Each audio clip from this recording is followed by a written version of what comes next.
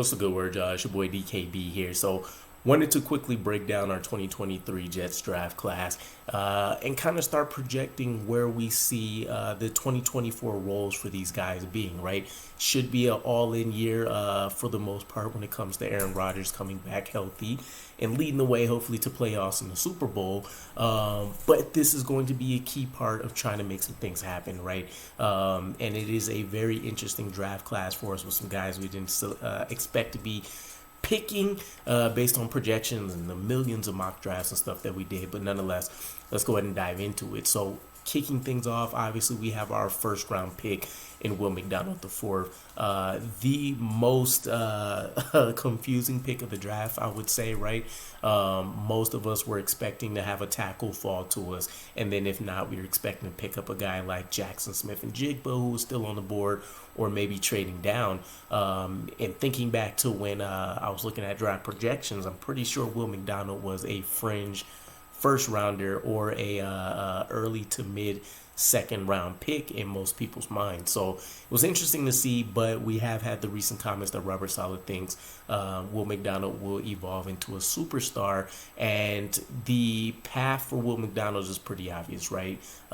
Similar situation to a guy like Jermaine Johnson. You would hope he has a similar type leap, and then from the long-term perspective, you're taking a look at him trying to replace a guy like Bryce Huff for a pure efficiency standpoint with being an elite pass rusher. So pretty big hype to live up to, right? He does have some things going for him that shows he's not a first round bust in year one, even though the productivity isn't quite there. But let's dive into some of the numbers. So 2023 stats for him: 13 games played. He's had a forced fumble, a fumble recovery, 2 sacks, 10 tackles, 2 tackles for loss, 4 quarterback hits, 6 pressures, and he's done this on 157 snaps, which is good for 18% of our defensive total. So, two sides of a coin with a guy like Will McDonald for how we opted to deploy him this year, right?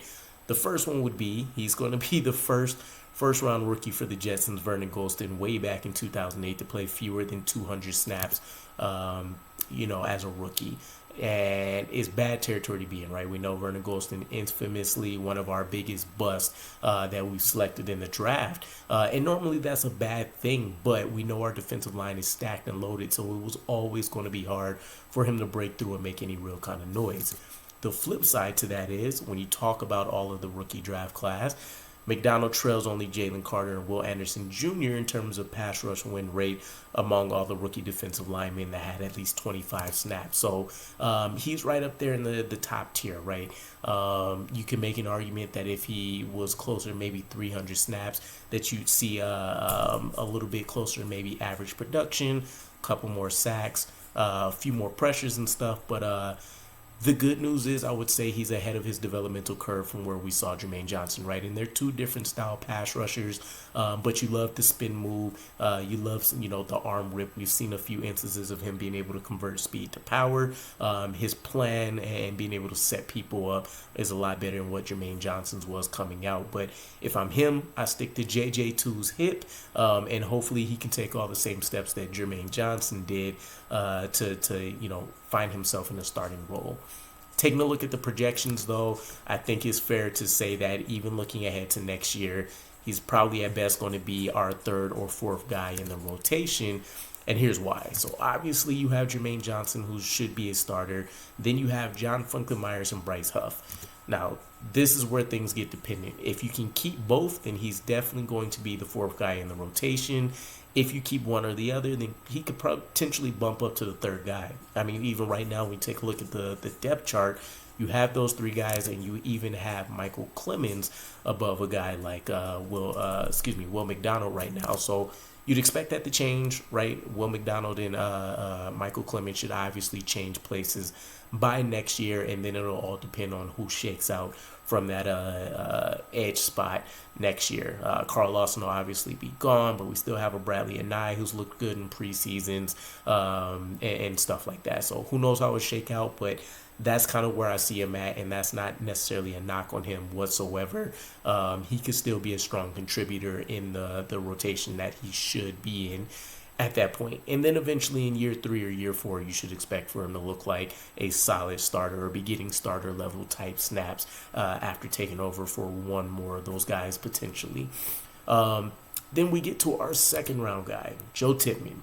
Now, Tippmann's been one of our best offensive linemen, and he's looked like that not only early when he actually started getting snaps during the offseason, but he's been able to prove it during quite a few games during the regular season, right? Take a look at his season. 12 games started, played in 14 overall. He has had 4 penalties, 2 holding, 2 false starts. We're not counting the ones that got declined. And he's allowed 3 sacks, which is good for 12th at his position. He's played 736 snaps overall, which is 82% of the offense, which makes sense, right? He hasn't been healthy the whole time between the, a thigh contusion that he was dealing with towards the middle parts of the season and stuff. But when he's been on the field, he's looked good. I talked about early him looking like a potential Elijah Vera Tucker type star for us, being great at the guard spots as well as center.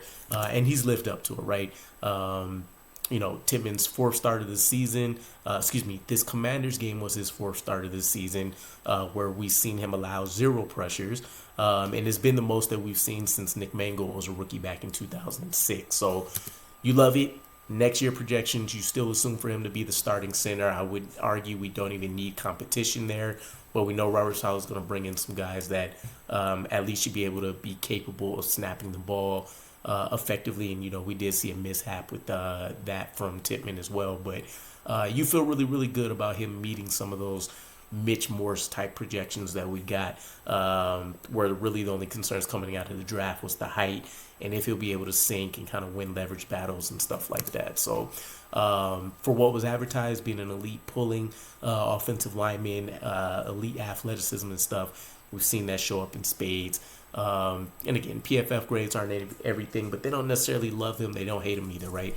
59.3 PFF grade, but on tape you like a lot more than you hate when you see Joe Tippmann. So this looks like a ace pick for us. It's been few and far in between, but I'll take it. Then we get to Carter Warren, our 4th rounder. We didn't have a 3rd round pick.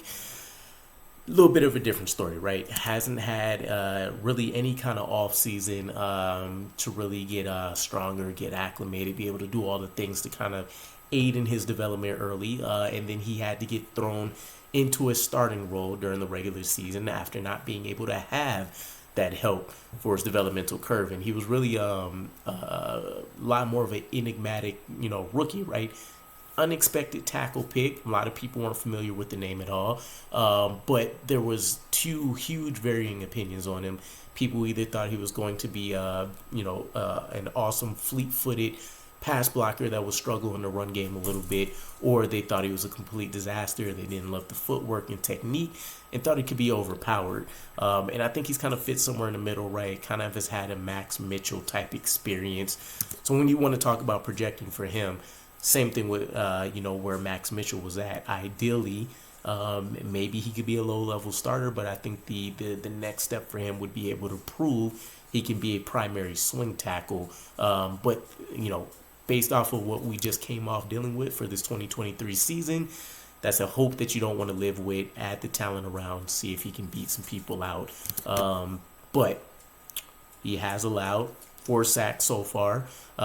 He's only started 3 games. He's played in 6 overall. He's had 2 false start penalties. He's played 265 snaps, which is good for 66% of the offense. PFF doesn't really love him either, a 49.1 grade overall, but he did just come off of his best pass blocking game versus the Commanders, where we've seen him have a 69.1 PFF grade, and this was with him playing right tackle. And I want to say this was for the first time. Maybe this would have been his 2nd start, but you kind of seen him getting play on the left and the right side, which bodes well for him being able to try to stick on the roster next year. So hopefully an offseason helps him out quite a bit. But I think the low expectation, but what we can objectively say he should swing for, would be a primary swing tackle job. Then you get to Izzy. This is a guy that we were most excited about as one of those mid-round picks. Love what you see on tape. You turn it on, extremely explosive, has some ability to run between the tackles, but you love the speed, right? He's just one of those guys that even if he never touched the football, you'd imagine in a full game he'd be able to make some plays just based off athleticism alone. Now, we did have some hiccups with him. Robert Saleh's talked about the pass protection concerns, which has really kept him from having more of a significant role, especially once we, dialed Dalvin Cook back a little bit more. Breece Hall was having more effective games.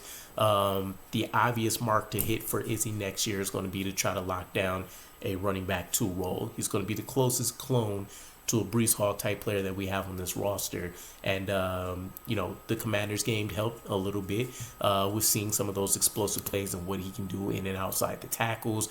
So that's kind of what the impression you want to leave the coaching staff with to end the year will be for him. But he's done some good things, as mentioned. Coming off that Commanders game, he generated 11 rushing yards over expected, which was an average of 1.2 rushing yards over expected per carry, and I think he had 8 of them, right? And he actually had he only had a slightly lower PFF grade, again, for whatever that's worth to you, than Breece Hall. Breece Hall had a 66.4. Izzy had a 65.5. But yeah, he looks like an early RB2 candidate, and for nothing else, I would say it's for a lack of obvious weapons in the running back room, right? Breece Hall will return. We're going to move on for Dalvin Cook. Izzy's your most recent rookie. I still love some of the practice squad guys. I know we signed a new one I'm not too familiar with from Florida. But I do love Xavier Valade, who I think may have been a pro-ready running back. So the expectation is he should be able to beat him out. So we'll see how that whole picture pans out, and we'll probably add another rookie running back in this draft class just to continue a pipeline. But whether it's that or a veteran, you would expect for him to have the early lead there. And so, it kind of shows that he didn't have the coaching staff's trust, right? Only played 4 games, 17 attempts for 61 yards, 3 catches for another 16 yards. He did have a return for 19 yards, but he's only played 53 snaps, which is 19% of the offense, and a lot of that is coming versus the Commanders, right, with his biggest role in a game that we've seen so far. Then you get to Zaire Barnes, right? The rest of the class is where things kind of fall off, and there's really tough projections to make here. Zaire Barnes, he just ended up ending his season on IR. I would expect that the best you could hope for next year would be a practice squad elevation, right? You have C.J. Mosley that should return. Quincy Williams obviously returning. Then you have Sherwood still, Jamian Sherwood. You have Chaz Surratt, who's gotten a lot of play. And then you start talking about Zaire Barnes and maybe some of these other project safety / linebacker hybrids that we may bring in. Zaire did have a pretty solid preseason for what it's worth, but he's essentially been a special teams guy. He's played in 4 games, but he didn't make any noise really whatsoever. And then again, he's done most of his damage on special teams, where he's gotten 32 snaps, which is 30% of the special teams plays this year. Then you get to our other 6th round guy, Jerick Bernard, Converse, Mr. JBC himself. Similar situation, a little bit more tape, right? He's played in 6 games. He's got a tackle to his resume. Only 4 snaps though, 1% of the defense. He's done a lot of his damage on special teams as well. 72 snaps for 43%. But I think the projection here with him is a little bit easier, although a little bit wild, right? He's a former cornerback / safety. We've had opportunities to try to play him at both spots on our roster with some of the injuries that have hit us during this year, right? The game where DJ Reed and Sauce Gardner was out, and then you think about Tony Adams having to come out for a little bit.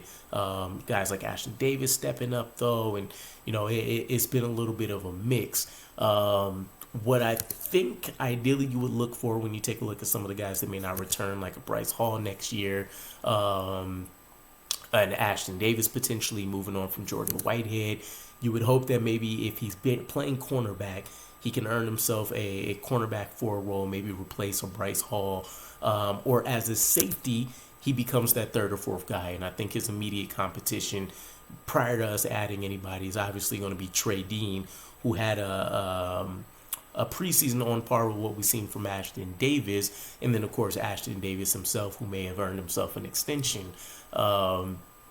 So yeah, I don't know. Far projections with a guy like this. Didn't love what I seen as a cornerback. As a safety, he obviously looked like he had a little bit more potential. But with an offseason to kind of figure everything out, the coaching staff could try to play him in a unique role and see what he can do. And then we have our final guy. Not much to talk about. Zack, our tight end, 7th round pick. Been on the practice squad the entirety of the year. Essentially, I'm not expecting anything more than maybe to be a practice squad elevation guy. Best case scenario, you hope he beats out maybe CJ Uzama, right? Maybe a Kenny Yeboah to earn that tight end 3 spot. But there was a lot of development that needed to be done with this guy. He's a ridiculous freak athlete, but he didn't have any primary skills that you rely on. Not a great catcher, not a great run blocker, not a great pass blocker, not a great versatile option in terms of putting him in line, splitting him wide, putting him out wide, all that kind of stuff. So we'll see what he can ultimately become, but I do have faith in Ron Middleton to get him developed up. So yeah, I don't know. Let me know what you guys think. Where would you project some of these guys? Who are you expecting to be maybe a huge contributor outside of what I mentioned? And I'll catch you guys again. Peace.